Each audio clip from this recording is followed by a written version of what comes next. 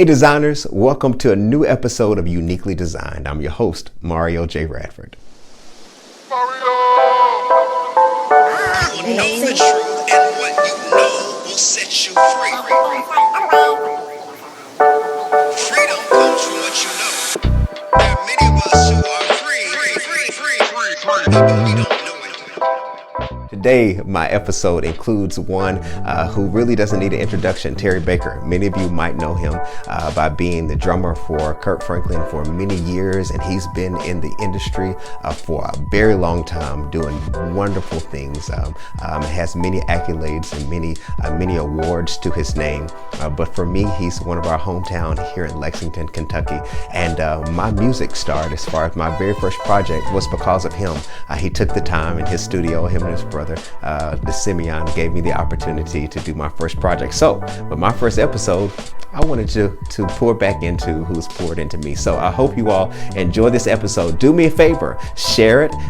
Go ahead and comment or say something or send it to somebody, because everybody needs to hear this today. I want to start off of I gave him some different things I'll probably talk about, but I just want to start right here. I don't know if you know it or not, but you are an OG. I've been around for a little while, man. I've been around. And I'm grateful to God that he has sustained me this far, man. Yeah, you've been around for a minute. I was thinking about it as far as your bio and stuff and just in general. And I was thinking, I said, I don't know who you haven't played for. I don't know who you haven't done anything for. I mean, you've been on the scene so long and been doing so much. Like, how does it feel for you now to be in a position where you're seeing an entire new generation rising up and looking at you like you're the GOAT as it relates to drumming and you know, all the different stuff you've done and producing and all this stuff? You know, how does that make you feel, seeing this whole new generation looking to you, asking you questions and getting your expertise and advice on stuff? Sometimes it's scary because, you know, I guess when I was coming up, you know, some of the values and some of the things that we were brought up on, when you see that shifting into a space that it's more about me, and not about why we're doing it, or even respecting your fellow musician peers, you know, just all of that, when it becomes very selfish, that's the part of it that kind of scares me. I think social media has made a lot of people stars in ways that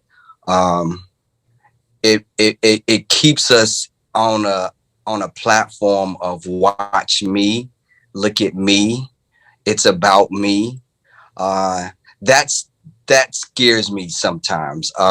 But then too, I'm grateful because of my experience and the things that God has shown me through the years that people can kind of lean and kind of have different conversations with me and receive what I have to say when it comes to some of these areas. And, you know, because at the end of the day, because I am a musician, and, you know, I think sometimes we all deal with that little man that sits on the shoulder. It's easy for us to communicate and be sensitive and have compassion and kind of even maybe understand where that sometimes comes from. Because my first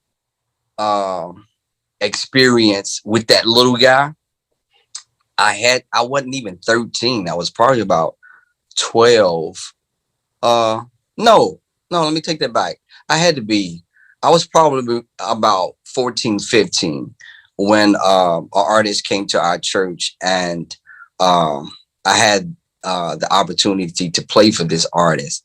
But I would never forget, because in my ears, I had people around me like praising me and saying all of these things. And, you know, I'm a teenager, man. I'm trying to play. I'm trying to, you know, figure out who I am and all of that. And, you know, on one side, that's that side that sometimes that boosts you up and you feeling yourself. But then on the other hand, it's like, no, you got to bring that down.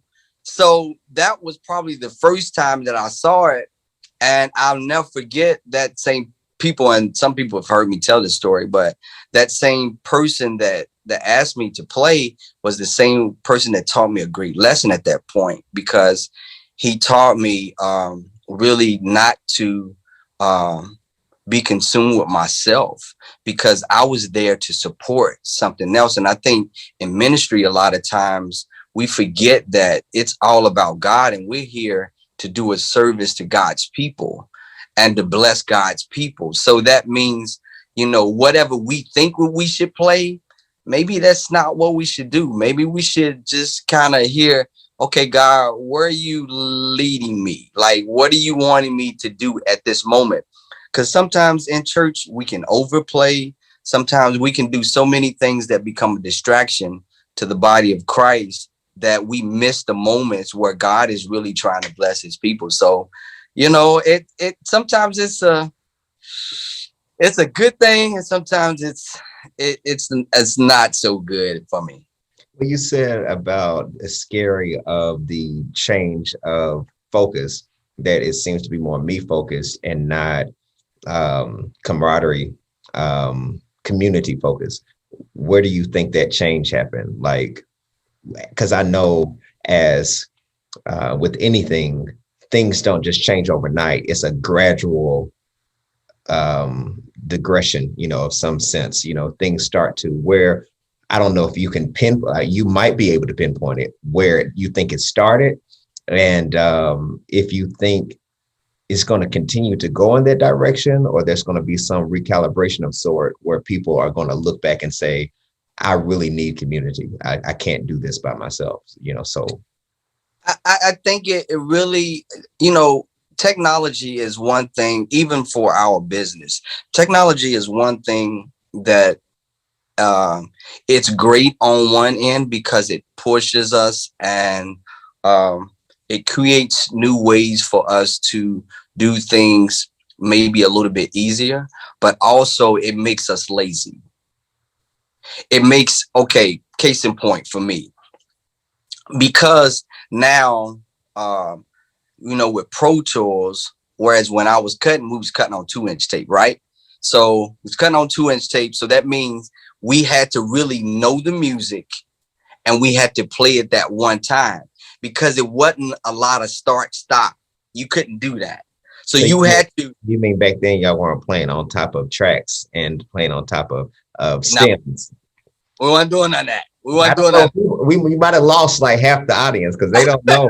They don't know anything. We wasn't doing none of that. We would go in when we were tracking some of those early choir records and all of that. Sometimes, most of the times, we just had a click, just something just keeping us on time, but no loops. It was real percussion. It was everything was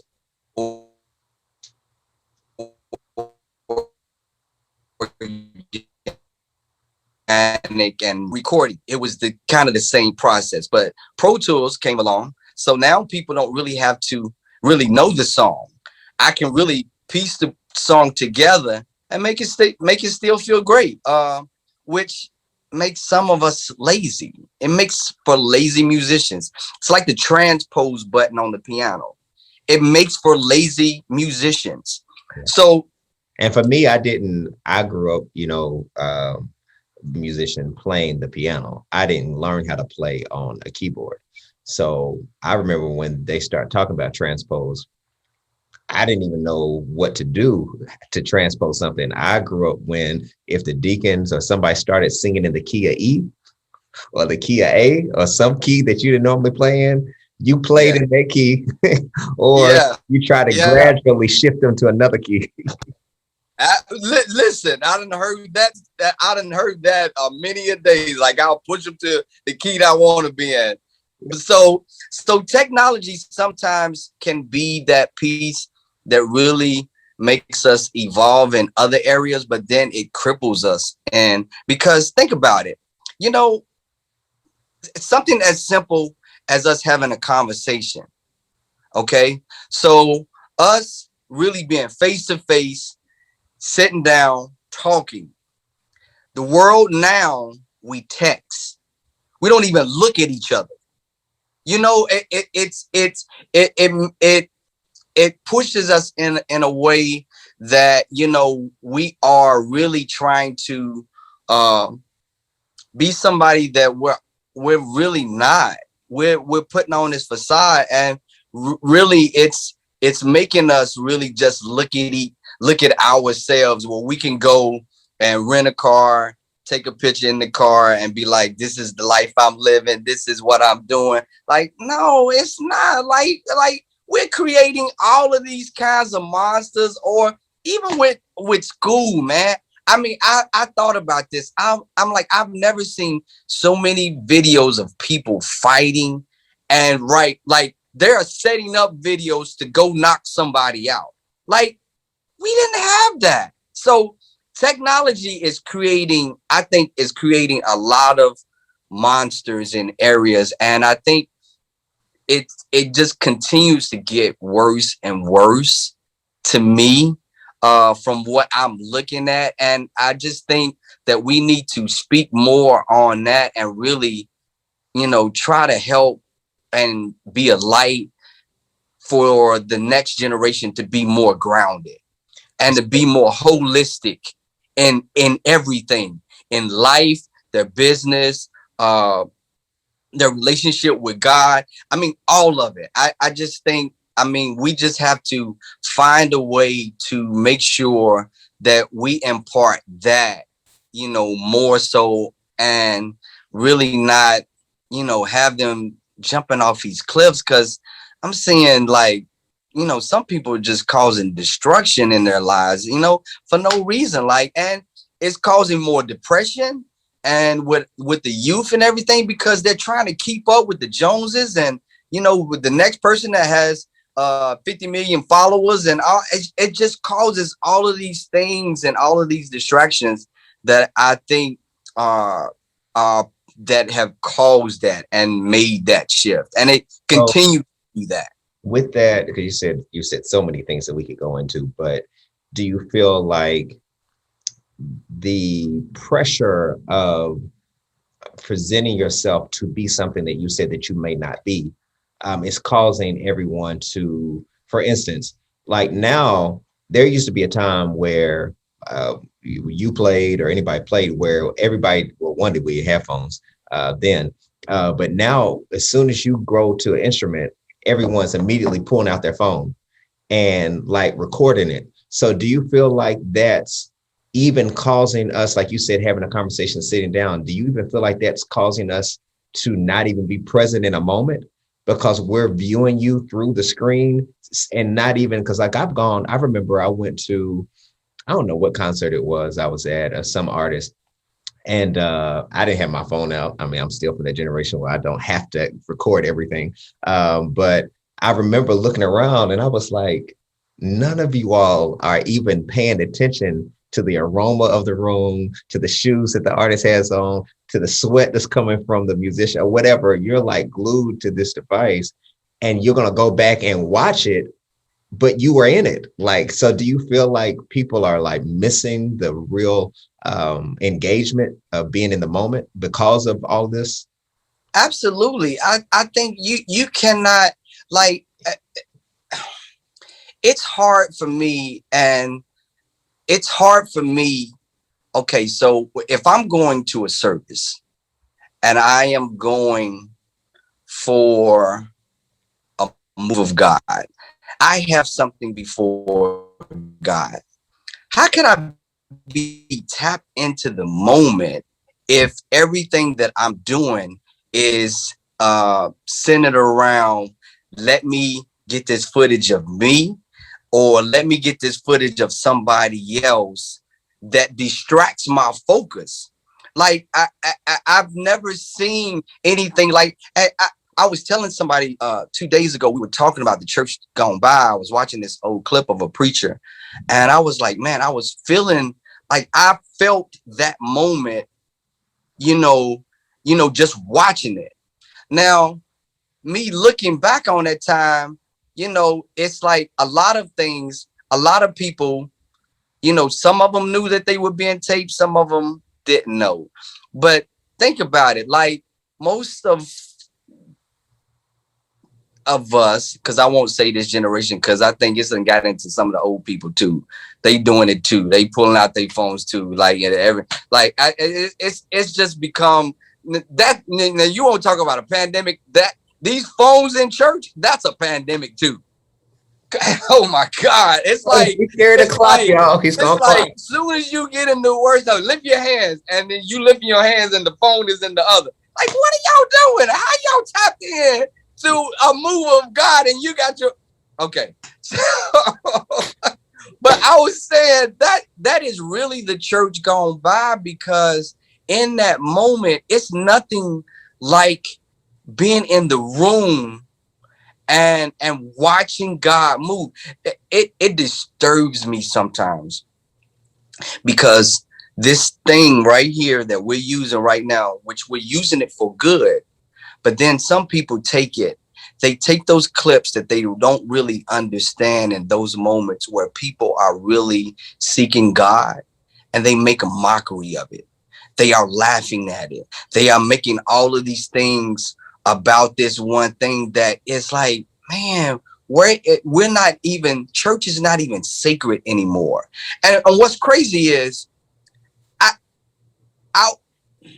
I can't say 100%, but I will say this. There was a church, even when we go to places like Brazil and other places, where I never forget this. And I think it's because some things, when it's new to a culture and when they really believe in it, they hold it sacred. We were in South Korea, I believe, and we were at one of the largest churches there. And I'll never forget, the concert was at the church, but they were setting up the stage, and they had the musicians. They didn't allow us to touch their instruments. So I had went over to the area, and I was just over there, just admiring, what they were doing, their setup, blah. So when I got close, a man stopped me and said, please don't touch. We all of everything in here we hold sacred, and it's not anything that we play with. God is something that we value. God is everything to us. He's our redeemer. Like he's all. So us worshiping him, whether it be through the instruments, even in this place, it's kind of like, man, we don't play with that. Whereas look at our churches sometimes. You have everything going on in a church to these days. Now, most of them are not called churches anymore, or, whatever the terminology is. My point with that is really more about how we hold it sacred. Because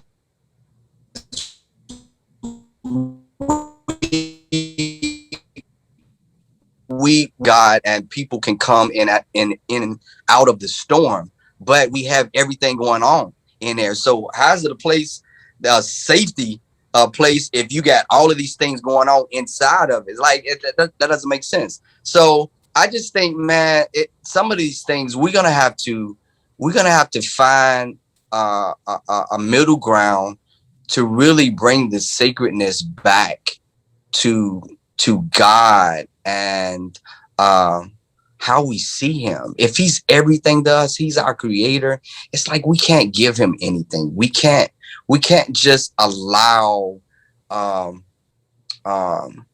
this to be something that is now common. It's like we're just common people now. It's just a common thing now. We don't see a lot of signs and wonders. We don't see, casting out of demons and all of this stuff. We don't call that out. We don't speak to that. We don't see that no more. Yeah, everybody just logged off right there. You said demons, they left. They like, I'm through. Listen,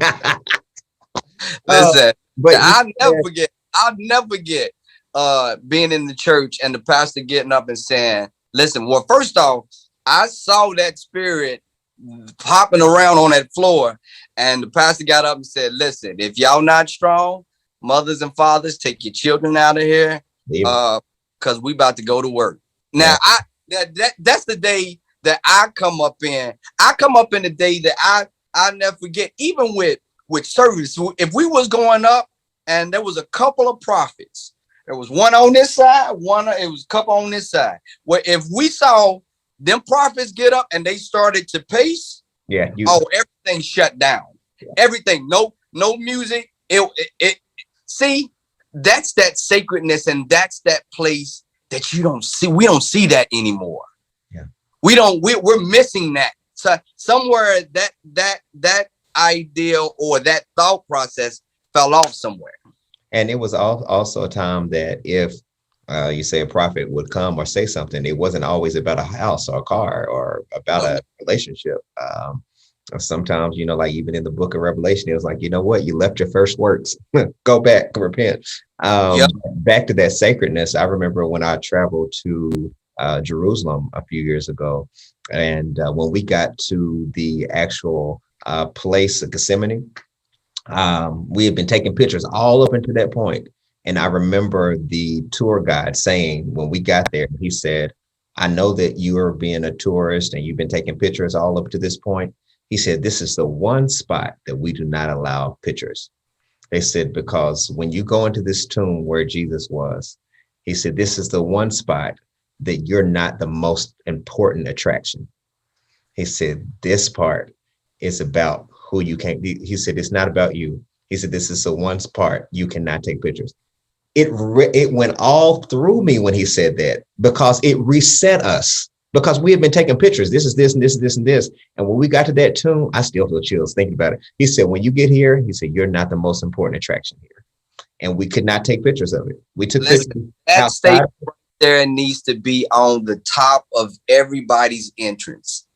That statement right there, that should be at the top. Everybody should read. That should be the one line that flashes across, everybody's LED wall or whatever it is. That should be the statement, because that is so true. Yeah. That is so. So how do we, and I know there's not one answer to it, but how do we try as a mentor now? How do you help to reshape the minds of a group of musicians, or even younger people, or as you said, older people too, who that's all they know? So it's like me trying to tell someone the importance, or how I used to ride a bicycle and have 10 speeds or whatever, and they don't know anything about a bicycle. They know something about renting, a scooter, going around on town and so they're just, I'm like, yeah, those are the days. Or talking about answer machines. They look at that as archaic. So you talk about, you don't need your phones for this moment. You're not important. This is not for this moment. This conversation is important. How do you help to shape the minds of people that are coming to you for skills, but you need to tell them the importance of moments?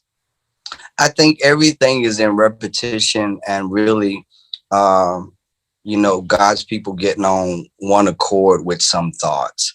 And I think the more that we do it, as we do it, as we read the word in repetition and continue to study and to do all those things, some of these pieces we have to continue to do. Like what you just said, we should have that everywhere, because if you're not on the video team, you don't need to have your phone out. I think a lot of those things, those of us that have voices, and those, some may be smaller than others, but I think we have to be on one accord with that thought as believers. And I think once we do some of those things, then we just allow it to line back up. Because I even feel, even through this time and last year and all of that, I think it was a great resetting. It was something that really God was really trying to show us in that moment, because he put us all on the same playing field. So So now you're not able to go to a church service and film. You just have to watch it. So I think some things we just have to align our thoughts as believers and continue to push that and just get that voice out there to kind of make people think about some things differently. Because if they don't hear it, then you know they won't ever try to process what that really means to them, and how can I make an impact, and how can I be better at not being a distraction to the body of believers. So I think it starts with those steps, and just us just having these conversations and just letting this go. And this is the time, where we have these conversations. These are the places, these are the platforms that we get the information out. And if we don't, because I was watching Bishop did this little clip, and he was talking about at one point how he started playing piano for the church. He said, but after a while, I didn't have to do it anymore because God sent me someone to do this. So I got up, he moved in my place so that I could go preach. So it's a continuation of it. It's like at a point, yeah, I started out this way, I got here. It never means that you just stop what you're doing. But at some point, you got to get up, make a transition for the next person to get in line with their destiny, and then you walk in yours. Yeah, well, I want to say, and we all love, the Bishop T.D. Jakes, and I appreciate your humility as well. But listen, as easy as that example was for him to get up out of playing and move to a position where he can play, and it's as easy as you'll be able to. Everybody ain't getting up. Some people are not getting up, and some people are staying in the spot that they're no longer good in, or whatever, they've outdated. So for those people who are staying, and not moving and shifting, how do you deal and adjust with that? I mean, it's not personal for me, but I'm just saying there are a lot of people who are like, I'm staying here, I'm not moving. I see this other generation coming, but they're not worthy of this spot yet. See, but I think okay. So this is how I used to talk about. Well, as I started to deal with choirs, and when I first jumped in, well, one of my things and I believe that God gives the church what it needs at that point sometimes to get things established. Okay.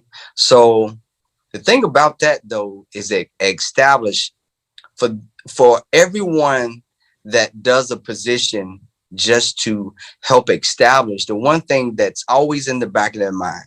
Okay. So if I was on the praise team, when I was at ETR and we were starting that ministry, I had to sing, I had to play, I had to be an adjutant to the pastor. I had to do all these things. There were some things that were just a part of my makeup. And there were some things I had to do for the sake of the ministry at that time. Now, when somebody else, God, began to pour other people within the ministry to do certain things, I knew that I had no business always singing. So you know what? I gave my mic to somebody else. Now, those that don't want to do that, I say this all the time, and I tell this to choir members. I don't care what you say, and some people might not like this, but I think we are all anointed to do something. I think there are people that I grew up watching that were anointed to cook. Listen. The people that are anointed to it's not a gift. It's not listed in Corinthians, but it is a gift. Let me tell you. Listen, there are people that are anointed to greet folk, to handle folk, because they come with a smile. They come with with that spirit. There are people, there are Levites that are anointed to sing. If listen here, if you cannot hold your key and your pitch, your ministry is not the choir. Listen, I'm sorry. people. I'm sorry. I'm sorry. Because, you know, just like with any job, it comes with a list of requirements.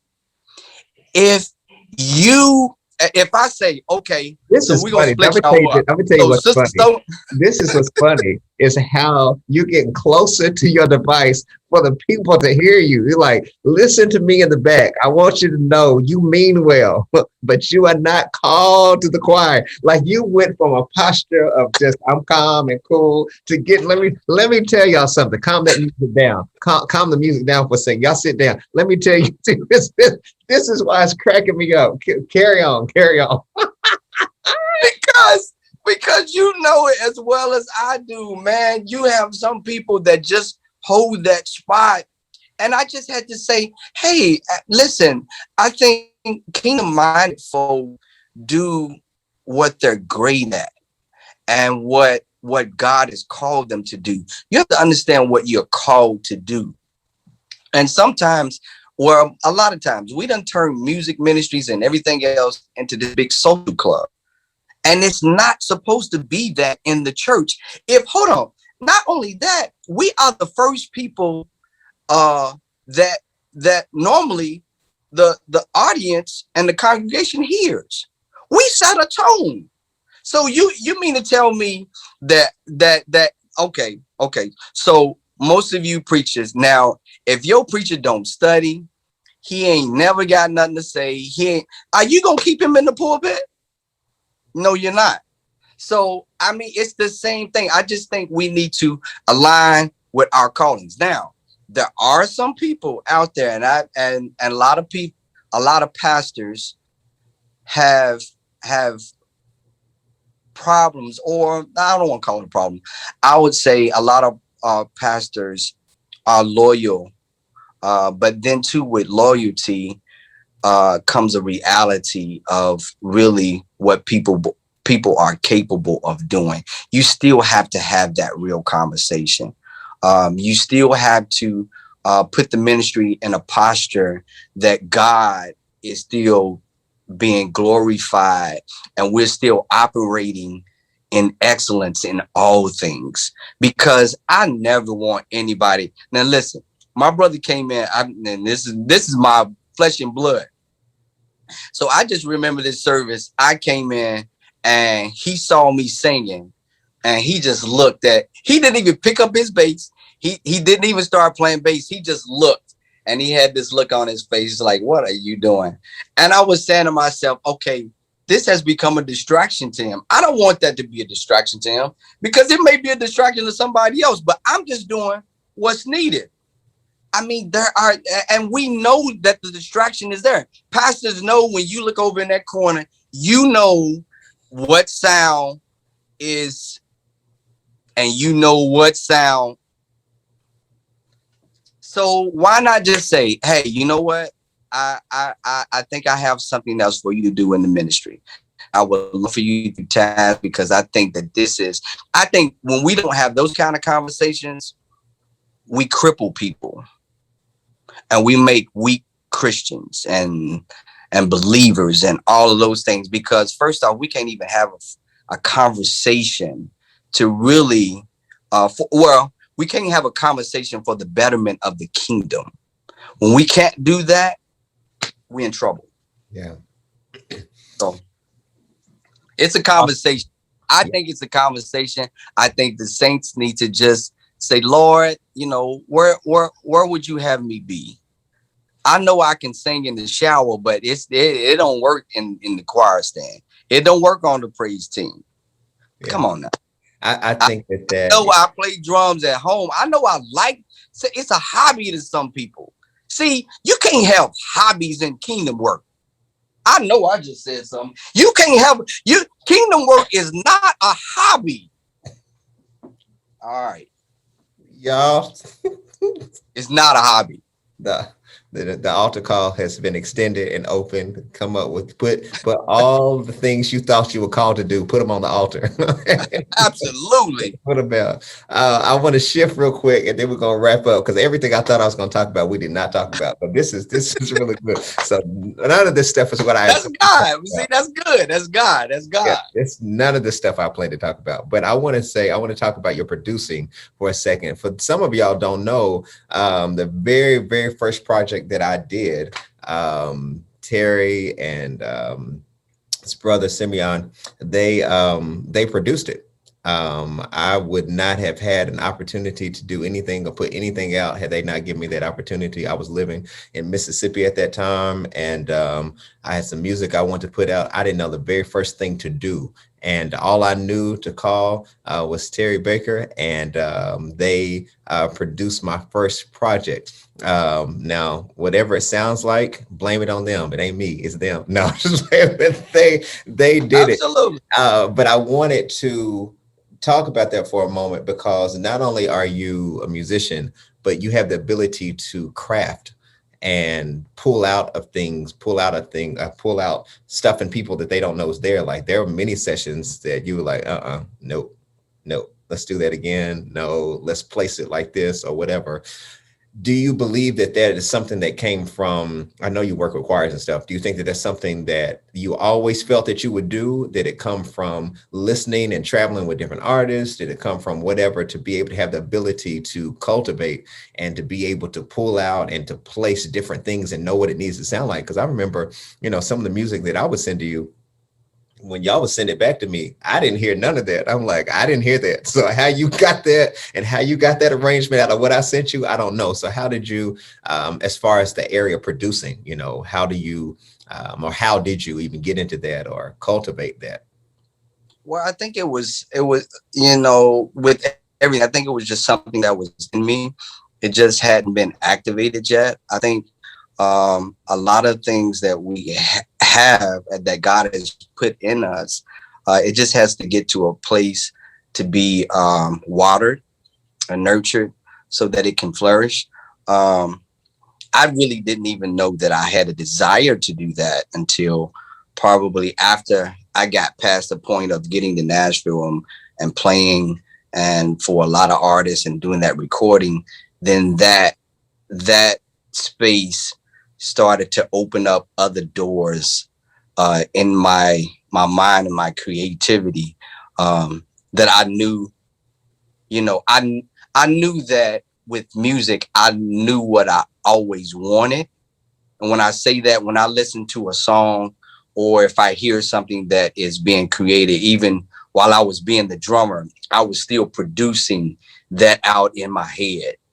So as I got to that point and, what I was hearing as I played it, after a while, after hearing everything finished and it aligned with what was in my thoughts, I was like, oh yeah, that's the next thing I want to do. And then after that point, I just had I have a heart for those that believe in what God is giving them. Because sometimes you can walk around, I don't know, in Kentucky, sometimes you don't really, a lot of us, well, I'm not going to say that because I know I saw myself out of Lexington, but I'm saying a lot of people sometimes don't see themselves past where they are.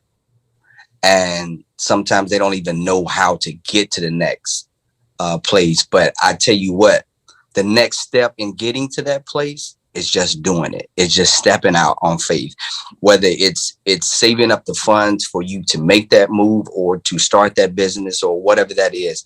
The next step is just to do that. Because the one thing that I learned is I can spend money on a lot of things, but this is what is important to me.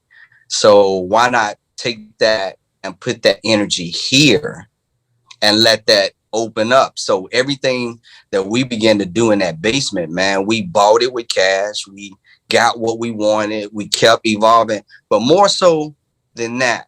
And we got this from our uncles and our cousins. One thing that I will say is that being around the Mapson family, my family, is that there were a lot of resources. And I did have a lot of family members that, you know, at times just give, they saw what was in us. So they sowed into us. And that's the key to all of it. I think the one thing that we have to do is, as God blesses us, we have to sow. We got to continue. It's sowing and reaping, sowing and reaping. So with that, even musically, I felt like there, from your project to Chad Higgins' project to Kenny Clay's project to For a Toe project, the Elder Mo project, to everything that we did inside of Lexington. I mean, it was all something that we had to pour back into. And, you know, whatever that looked like, you know, the one thing about it is sometimes, even with finances, it wasn't finances are not used for people to get rich at that point, because for our mentality was that God has already blessed us. So, you know, God is continuing to give because we continue to sow back into his people. So for us, it was just seeing you all happy, seeing you all proud of a body of work that you created. And then for us too, it was a joy. And, you know, just sitting down, I'll never forget, like, to me, like, your record, I remember sitting down and doing those backgrounds in like 2 days. And that background crew, like, floored me. It's one other background crew that, you know, that I really set and I really enjoyed, you know, working with. But it was like, you knew what you wanted. You knew how to create that sound. And I say that because I looked at your voice with everybody else's and how the textures created this sound unto like Kurt Carr's sound. Like it's dominated by his voice, like how Kurt, you know, took all of those different voices and made his, like, it was that kind of thing.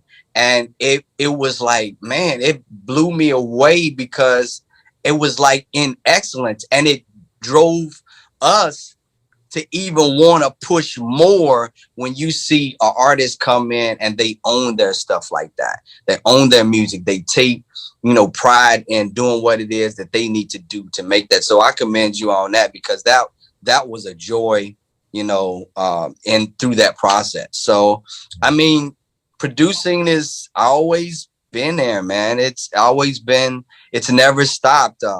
Somebody asked me, like, you know, do you need to focus more on this side of playing? I said, if you take one away, then you lose the whole experience of Terry Baker. Yeah. Yeah. So you have to have it all. Yeah. Well, I, once again, thank you for giving many of us a spot and a platform. We might have had concepts, but almost like you said, with those people who singing in the choir who don't need to be singing. A lot of us write songs that are not, we think they're songs, they may not be, you know. So for whatever it is that we were doing, I mean, you took it and you made it what it is. So let me wrap up. I want to do some on the spot stuff. This is not anything that I sent you, so this is on the spot stuff. I want to ask you, who is your favorite drummer or musician?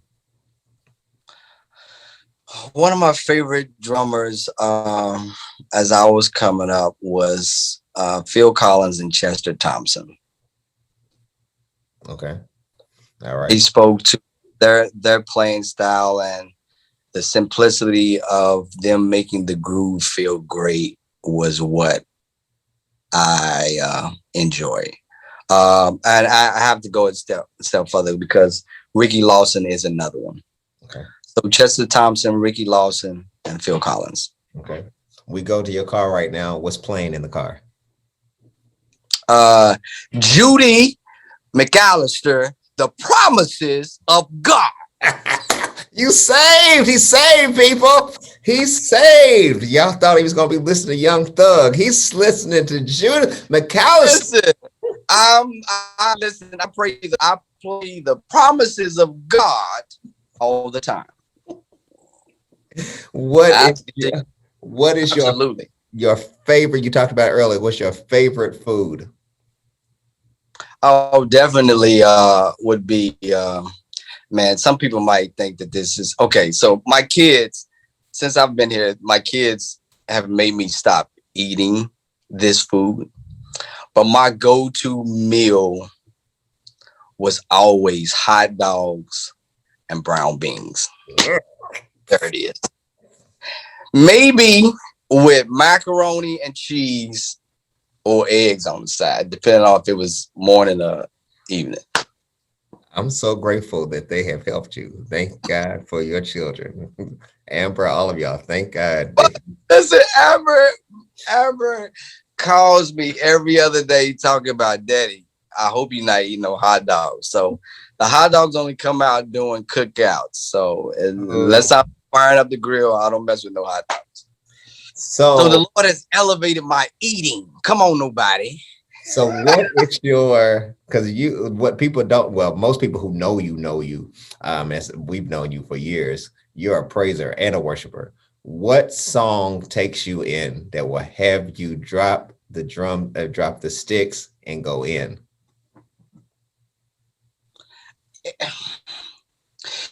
It's really, I can't say that it's one, but songs like I love you forever. It's songs like those simple songs that just like the music. Like a lot of people think that the high praise is in all of this. No, the high praise is in that I love you for that. Listen, that moment right there gets me every time. That moment, those songs get me every time. Yeah. Every time. Yeah. Every time. The simple stuff will grab you and you don't even know it grabbed you until it did. What's that? This is a newer one that I just love all the time. That I play a lot. That you deserve it. You deserve that's another one that gets me too. My hallelujah. Yeah. That one gets me too. Yeah. What Those kind of songs, yeah, those get me. What's your post-COVID trip?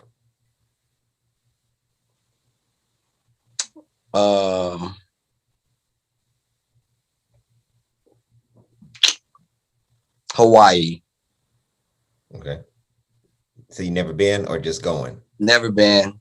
That's one place that I want to go. Okay. All right. All right. Last thing. Terry Baker will not be here forever. What will be said about Terry Baker once he's gone?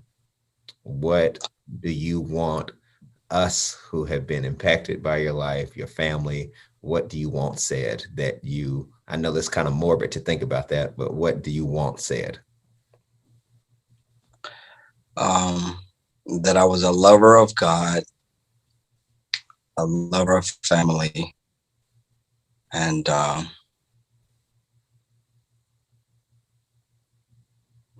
mean, what do you have besides that?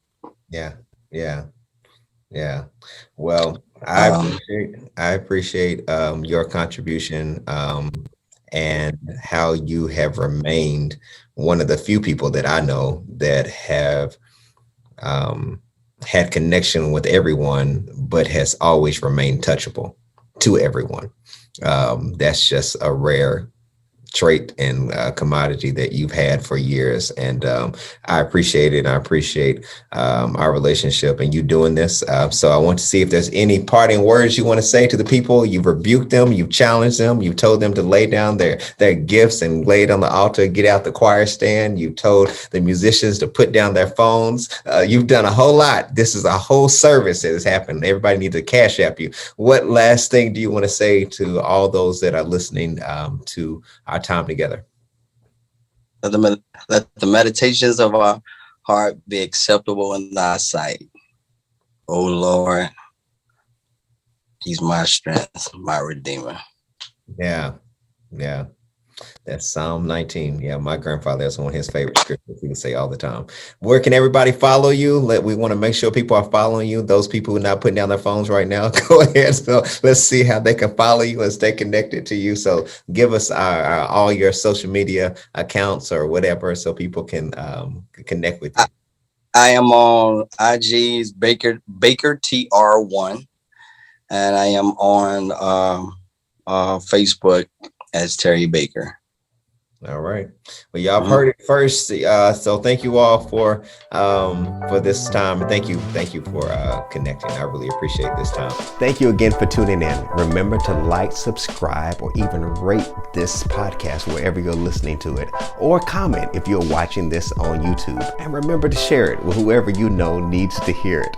Until next time, breathe in, be the best version that you can be. Everybody else is taken. And remember to embrace your own unique design.